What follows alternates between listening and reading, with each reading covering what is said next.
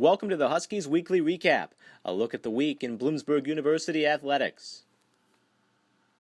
Huskies football scored a thrilling 24-21 overtime victory over California this past Saturday in the 2014 home opener.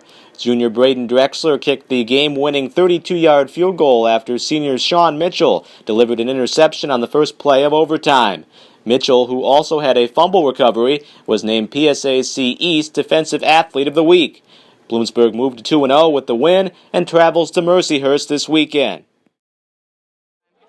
Going into the start of overtime, it was tough. Obviously, they had all the momentum. They had a great long field goal attempt that they made, forced overtime.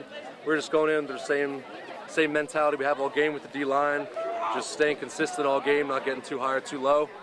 And we just went out there. Luckily, my friend, number 98, Matt Heilig, got his hand on the ball, tipped it, and just dropped right into my arms for me.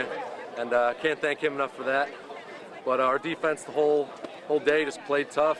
They got deep in our territory a couple times, and we just bend but don't break. It was a great win for us. Feeling at that moment? We practice the same situations in practice, and I try to calm my nerves down, not be too hyped up and get my heartbeat going. But we did the same thing in practice, and it worked. It shows that. Field hockey split its two games this past week, dropping a double overtime thriller 4-3 versus Kutztown before bouncing back for a 4-1 win over nationally ranked IUP on Saturday. Megan Hill, Whitney Kowski, Peyton Shockley, and Candace Smith all scored goals for the Huskies in the win at IUP, while Lindsay Castle made 6 saves to earn the win in the cage. Bloomsburg is now 2-2 on the season. In women's soccer, the Huskies defeated a pair of regionally ranked teams by 1-0 shutout this week. On Wednesday, the Huskies knocked off Gannon, ranked 17th in the nation, and then on Saturday traveled to Mercyhurst and delivered another 1-0 win.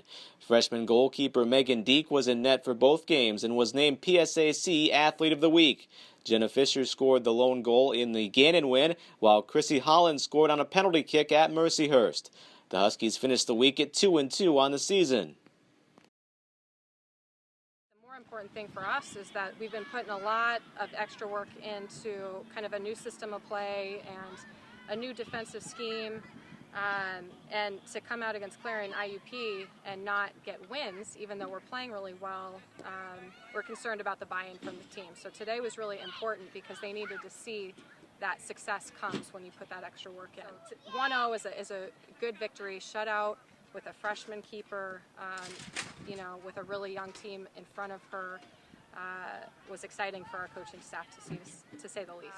Last year I felt like we had a turning point that was kind of mid-season, and so for us to have a massive win like we do against a really strong Gannon team today, third game of the season, I think that's going to give the girls a lot of energy and a lot of fire.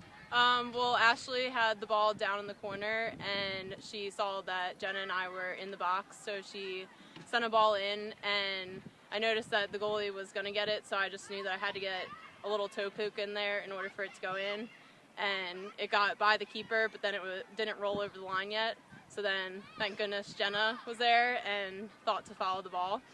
It's just about being in the right place at the right time and crashing in on net, making sure that each ball goes over the line. Cross country started the season last Friday at the Slippery Rock Invitational. The men finished third behind Kyle Phillips, who placed 7th overall. The women claimed the Invitational title with 4 runners in the top 10. Senior Lauren Lehman led the way by earning the victory, while Kate Dodds finished 3rd overall.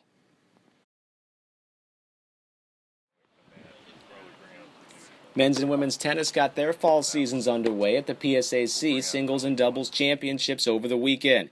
Gilberto Machado led the Huskies men, reaching the semifinals with a pair of victories on Sunday.